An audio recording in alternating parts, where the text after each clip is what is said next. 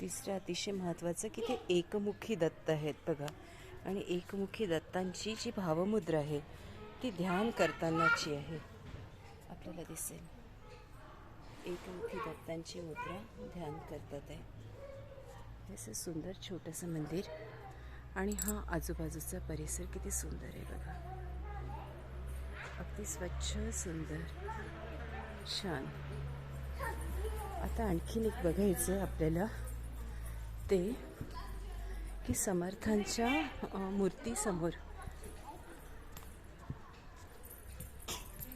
ते समर्थांची इतकी सुंदर मूर्ती त्याची प्रतिष्ठापना झालेली आहे. आणि जे मागचा जो भाग आहे तो समर्थांनी आधीच तयार करून घेतलेला होता. म्हणजे आपल्याला दाखवते त्याची आरास कशी आहे.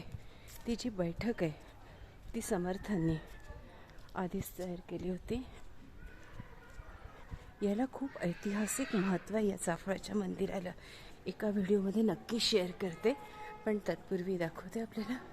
इथे संत वीणा स्वामींचा फोटो आहे, श्रीधर स्वामींचा फोटो आहे बघा.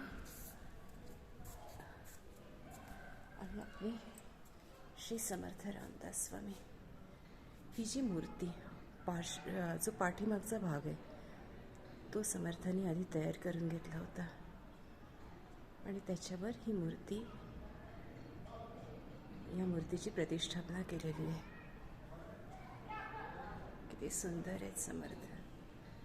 जय जय रघुवीर समर्थ. आणि हा बघा आजूबाजूचा परिसर.